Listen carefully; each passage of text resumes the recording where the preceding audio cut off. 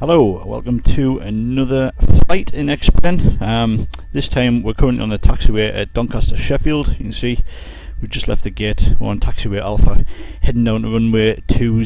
Just going to run through quickly what we're going to do. We're just going to basically fly a circuit around the airport. We're going to take off, follow the published missed approach procedure, and then come in for an ILS landing on runway 20. That's the active runway here at Doncaster tonight. The winds are about 5 knots at 300 degrees, so it's a slight crosswind, but we'll not really notice it.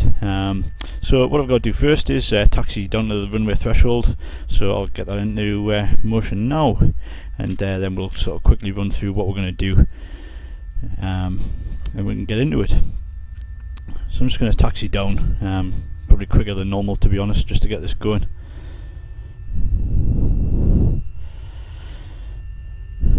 This is the boring part of the video. It's about 6:30 according to the simulator, so it's lights are starting to come on, so it might be a little bit dark when we come into land, but flight should only take about 20-25 minutes, so it shouldn't be too bad. Worst comes to worst, you'll be able to check out the good lighting in XPlane. XPlane 10 it does look really nice compared to previous versions. They're bringing out some new stuff with nice autogen scenery and that, so there's loads more buildings in the next version, but I haven't got it yet. It'd be interesting to see how my laptop copes with it, because it's not the most powerful thing in the world, but it does alright for this, considering I'm streaming as well. I'm actually running it in 1080p in the simulator, but the rendering only does 720p. When I'm recording the video, just because the laptop can't keep up with it, to be honest. I'll have to upgrade so you can see the thing in full definition. But so here we are, we're coming up to the threshold of the runway. Like I say, we're on taxiway Alpha. I'll just get us into position on the threshold of the runway, and I'll put the brakes on and just run through what it is we're going to be doing. So I'll stop about here. Just put on the parking brake, and then we will jump into this map. So here we are, you can see we came off the gate, we've taxied out, we're now at the threshold of the runway. We're going to make a right hand turn and head off down this runway 20. The runway heading is 199. So what we're going to do is, like I say, we're going to follow the missed approach. So if we had already come into landing, for whatever reason we had to actually just take off again, if we had overshot or there was a problem or something, we would continue on the runway heading, climb up to 3,500 feet, and when we reach 3,500 we're going to make a left hand turn, and we're going to intercept the well, we're going to head towards this NDB here, the FNY, the Doncaster NDB on frequency 338. So we're going to, depending on how long it takes us to travel to 3,500 feet, to climb to 3,500 feet, we'll then make a left-hand turn, and then that'll determine the heading that we need to follow to get onto, to get over the airport again. Now, once we get over the airport, we need to make a right-hand turn to 043 degrees, and we are going to track the outbound radial from this VOR, the IFNL VOR on 110.95, and we're going to follow that for 10.5 miles, which is going to take us out about here, maybe a little bit further, around about here. Then we're going to make a left hand turn, and we're going to plot an intercept course of about 45 degrees to then join the localizer for runway 20 on heading 199. At about 7.5 miles from the runway, we'll intercept the glide slope, and then we'll begin the descent. But while we're travelling from the Doncaster NDB and making our turn, we have to get down to 2,500 from 3,500 here, in order to do the correct interception of the glide slope on that runway. So just in summary, it's going to be like a teardrop here, up to 3,000, turn to intercept this NDB, then we're going to track the outbound on 043 for 10.5 miles, and then we're going to come around like this and then intercept the localizer and let the plane, we're going to bring the plane in, it's going to be on autopilot anyway. At about 500 feet I'll take manual control and do a manual landing, and hopefully we won't die. So that's all there is to it really. So back in the cockpit, the V2 speed is 136, so plus 15 for climb speed. We're going to climb at 151 knots. We're going to climb to 3,500. Then when we get to 1,000, I'm going to arm the autopilot and adjust the vertical speed to get us up to 3,500 feet, while it sort of manages all the, it keeps us on the right heading, etc, etc. And then once we get to 3,500 feet, I'm going to manually enter in a heading here, so that it actually tracks back to the NDB. So simple as that, really. Let's get the lights on and get the show on the road. So here we go. Release the brakes. Let's get us on the runway. We're actually on VATSIM at the moment with live air traffic control, but there aren't any controllers in radius. So we're currently monitoring Unicom on 122.80. So if anyone comes in the vicinity of the airport, we'll actually get notified of their intentions, so we can avoid them or whatever, and just basically announce to them our intentions as well, which will be to land on this runway we're about to join now.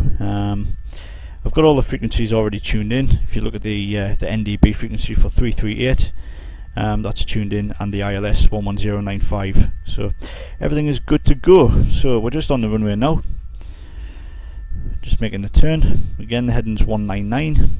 Just need to swing it around a little bit.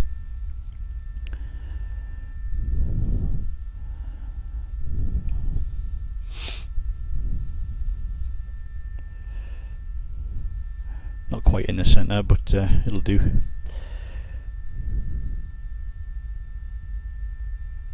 This is a 737-800, if I haven't already mentioned it. So what we've got to do now is we're just going to bring the engines up to 40%, see if they're stable. Then we'll hit this button here, which is TOGA, which is take off or go around, and that'll automatically manage the engines for us as we're in the climb. So I'll just increase throttle manually now. 40%.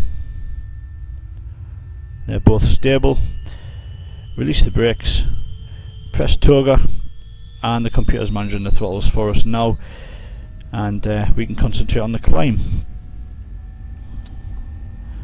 So I just want to see the airspeed. We'll be rotating at about 145, I guess. It's not the easiest thing to get into position here. So 80 knots.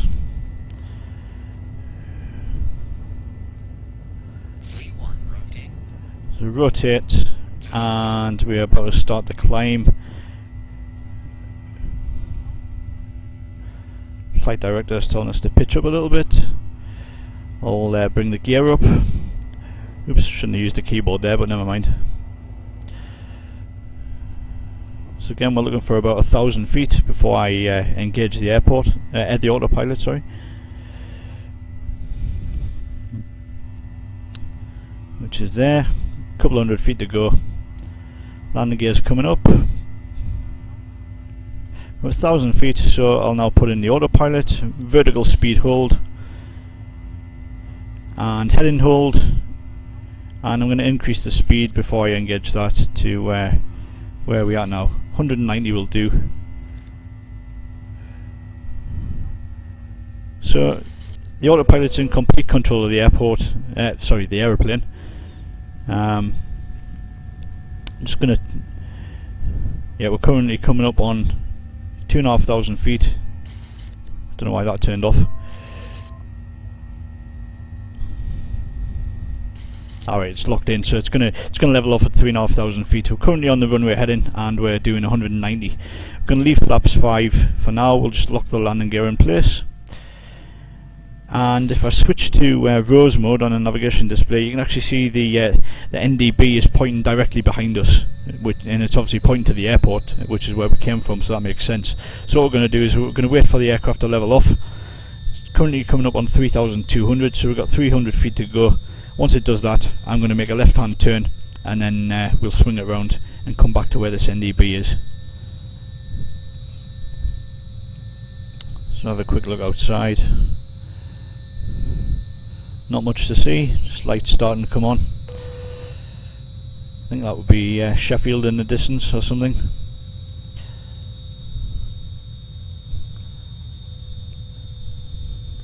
So we're coming up on 3,500. I'm just going to make the turn now. So we'll just bank to the left.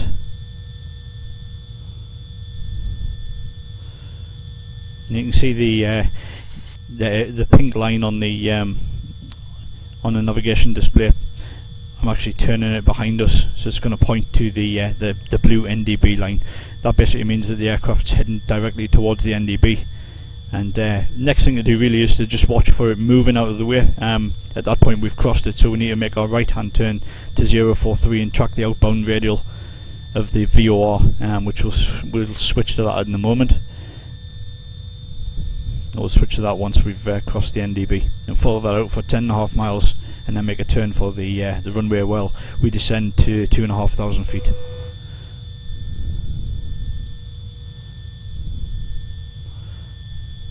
Like I say, we're monitoring Unicom on VATSIM, so that's just another aircraft there. He's actually he's over Amsterdam, EGCN, so I'm not quite sure why we're picking up his information, but never mind, it's because he's tuned to the same frequency as us. So I'm going to switch back to navigation mode, to the half rose. We've got someone coming up online there. He's nowhere near us, so we don't actually need to tune to his frequency. But if, for instance, Doncaster Tower were to come in, then we would have to we'd have to communicate with air traffic control and just get permission to land, etc. So we're basically at 3,500 feet. Aircraft's just levelling off. Just need to adjust the heading slightly. And you can see we're heading back towards this this NDB on the navigation display. We're in the clouds at the moment, so not much to see. But what I'll do is I'll show you on the map what we've actually done so far. You can see we've taken off from the runway, and we've done the left hand turn, and now we're actually heading back to that NDB. Once we reach there, we're going to head out over this direction.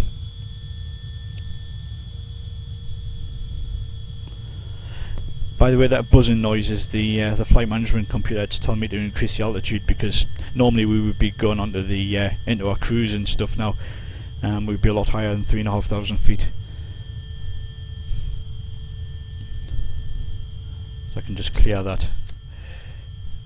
Hopefully, bring it up. That's it. It might flash up again.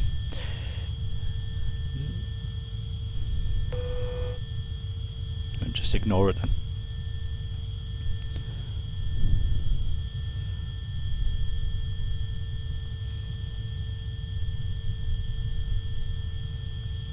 Move my microphone out of the way for this cup of tea.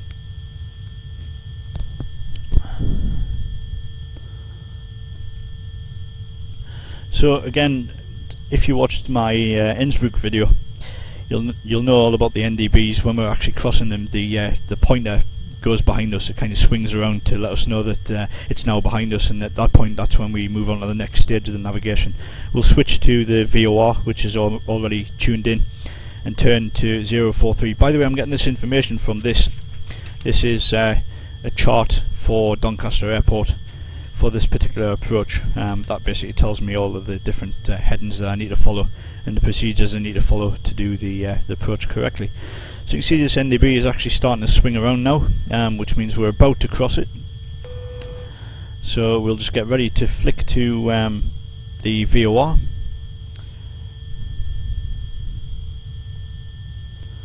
Just give it a few seconds for us to cross over the top. You'll see it starts to move. If I just switch to the rose again, you can see it there. And just as we go over the top of it, it'll swing right round to about here. So we're crossing over the top of the airport. We'll just check that out on the map. So we're directly overhead. So now we need to track the outbound radial of the VOR, and we need to go on a heading of 043. So we make a right hand turn, and we need to start our descent to 2,500 feet. So just pitch the nose down, and you'll notice underneath on the navigation display you can actually see the distance that we are away from the VOR. So you can see that increasing. It's now at 0.2, 0.3, 0.4. So we need to track that to 10.5, and that's when we make our left hand turn for the ILS.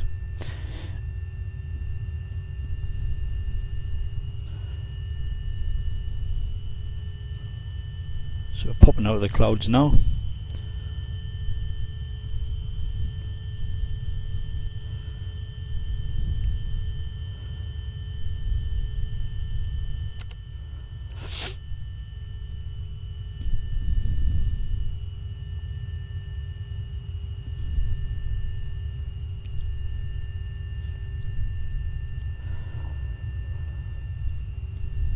And when we start making a turn, I'll actually increase the flaps to 10 degrees and just slow the plane down a little bit. Once we have started, once we're established on the localizer for the runway, I'll drop the landing gear and give it 15 degrees flaps and get the plane slowed down, so that when we actually start descending on the glide slope, we can just become fully configured and increase the flaps to 25 and then 30 degrees. And we should be landing at about 140 knots. And there is well, I'm looking at the wind up here, 6 knots at 28 degrees, so that would actually be a tailwind, but well, we'll see how it is when we get down to the approach altitude. So at 2,900 feet now.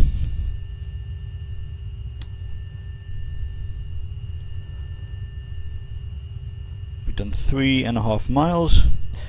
So you can see, if we go back to the map, you can see the track that we're taking.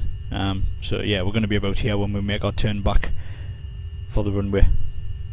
And we've done kind of like a teardrop shape. When we got to that NDB, then we did the track, and now we're tracking 043 degrees off this VOR here.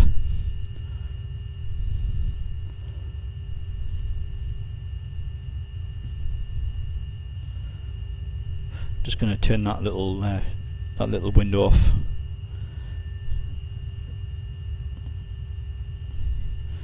I don't think anyone's going to be coming online tonight. Probably set, although it doesn't really matter, I'll set the approach speed. So the approach speed is going to be 133 knots with 30 degrees of flap. We put that in, and that just gives us our reference speed for landing. It's basically the minimum speed we can land at flaps 30. Generally, sort of tend to come in about 5 to 10 knots faster than the reference speed, just to give a little bit of leeway in case the wind drops and you lose lift. So halfway there now, 5.5 miles. When I do this turn for the approach, like I say, I'm going to drop the flaps to 10 degrees and reduce airspeed, and then I'll just set it to approach mode. What we're going to do is we're going to plot a course about 45 degrees. So remember, the runway heading is 199 degrees, and this is actually the a visual representation of the runway there. So we're going to be swinging round and then coming towards that. So rather than turning directly to runway heading when we intercept, we'll intercept it at a 45 degree angle. Set the approach mode, and then when the aircraft knows that we're kind of crossing the localizer, think of it as an extended centre line on from the runway. Once it starts to cross it, it'll actually make the turn itself and line us up directly, so we're heading straight down to the runway. And then, like I said, about 7.5 miles from the runway, we should intercept the glide slope, which means we can actually start descending down for landing. But we're 7.5 miles from that VOR now. Going to slow the aircraft down a little bit, just down to 180.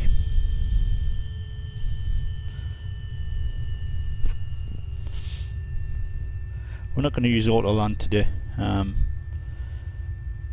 just because there's no need really, but we will arm the speed brakes. See, they're armed, so basically when we touch down they'll automatically deploy just to slow us down a little bit. We'll also have reverse thrust going on, just to get the aircraft stopped.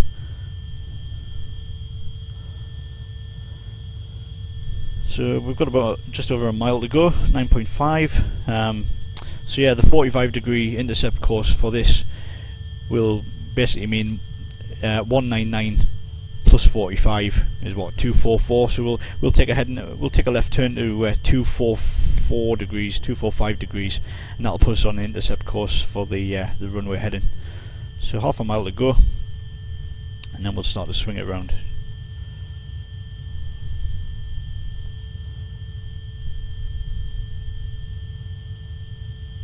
There we go. So I'll set the heading to 245.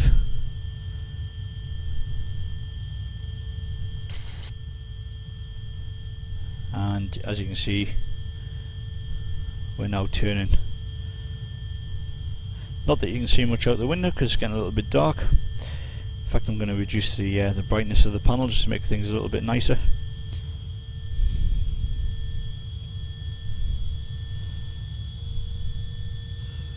The cockpit's nice and dark. I'm going to put down flaps 10.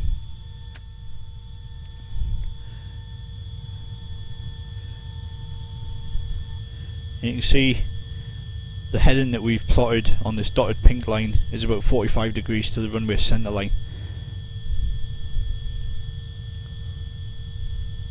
So we just wait for the aircraft to make the turn.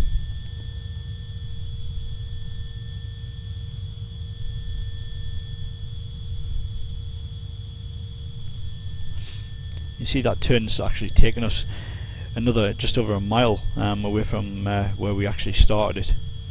So now we're heading towards the localizer. I'm going to put the aircraft into approach mode, so it's now looking for that localizer, and as soon as it starts to move across, the plane will actually turn onto the runway heading, and we should be good to go. So we're leveling out now on 245 degrees, just overshot slightly, but that's just a quirk of this particular aircraft. Sorry if the frame rate's dropping a little bit. XPlane really doesn't like displaying clouds on my computer. Sunshine over there. So let's just watch for the localizer coming across. The aircraft will probably start to turn before it starts coming across actually. But again, at about 7.5 miles we'll actually get this glide slope in the centre as well. And once the glide slope's centred, we can actually start descending and following that in. But again, the plane will do that automatically because it's in approach mode. So we'll see what we've done so far, just by hitting the map. Oops, not quite sure why it's done that. But anyway, there it is. You can see where we are. So we're heading across this way, and then we're going to make a turn to the left to go down to the runway. Simple as. So we'll just watch for that localizer coming across.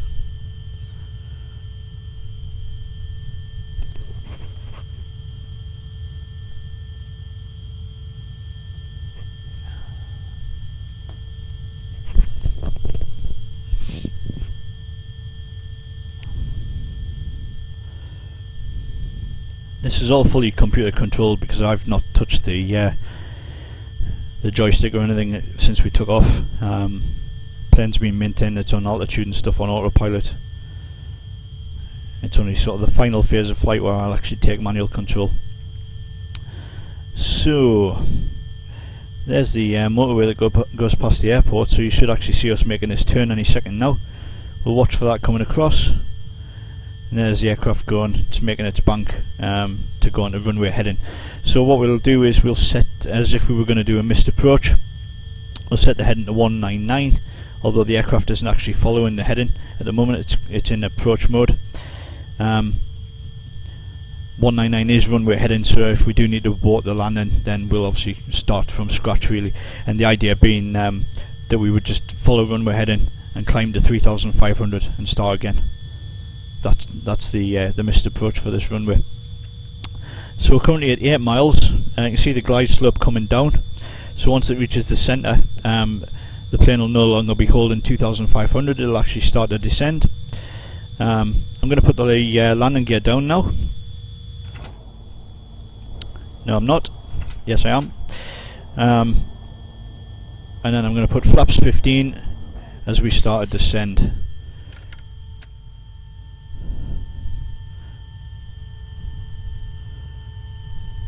So we're looking for 3 greens. We might get a warning sound. There it is, because the gear isn't down yet. So Sorry if that was a little bit loud, but it'll go off when the wheels are dropped. There we go. So you can see we've started descending, and now we need to slow the aircraft down. So we're actually going to slow to about 155. Just watch the airspeed dropping, and we'll just slow it up a little bit and give flaps 25, and we are almost ready. That's a funny colour for the clouds, must be something to do with the sun. We'll ignore that.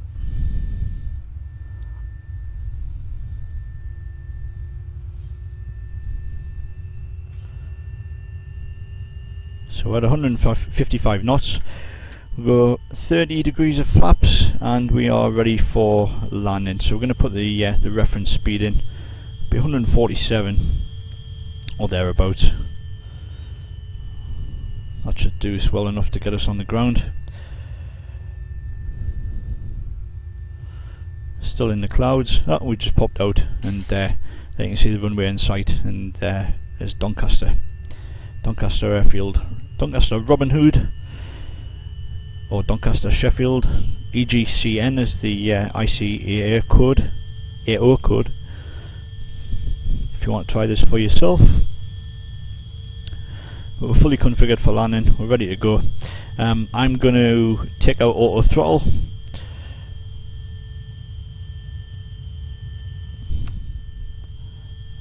So I'm now in manual control of the throttle. I'm just going to maintain the reference speed, which is again 247. We have got a slight tailwind, as you can see, 6 knots. It's not really anything to worry about at the moment. So at 1,000 feet, so we're looking for 500. When we reach 500, I'll disconnect the autopilot and start flying it manually. And that's probably where things will go really horribly wrong.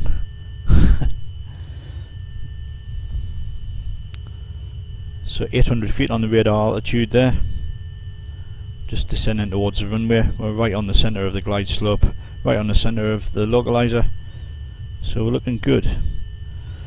So just coming over 600 feet, I'll get ready to disconnect the autopilot. Just wait for the GWPS to announce 500.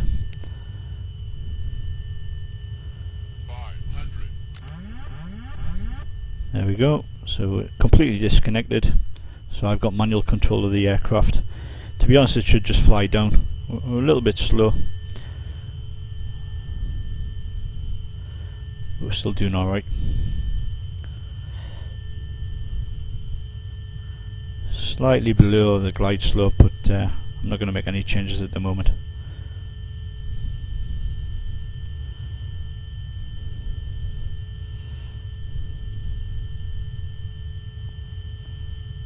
So we're landing.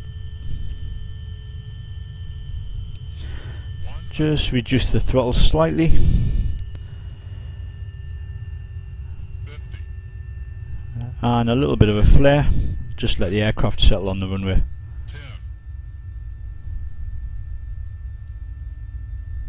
10. Reverse thrust.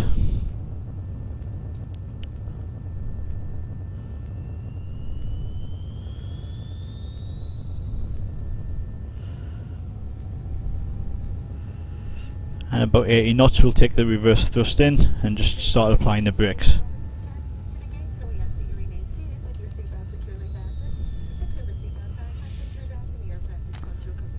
And hopefully we'll make this taxiway to turn off the runway.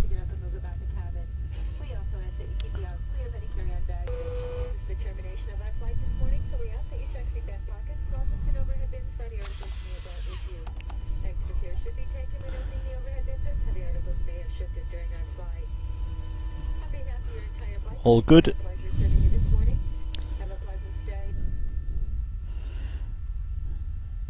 So that's how you do a circuit at Doncaster Airport. I'm not going to do the whole sort of taxi back to the gate and stuff like that, but at this point we would just start the APU ready to transfer power from the engines to the onboard system, to the APU. but we would taxi up that way and then to the left. Let's just look on the map to see what we actually did.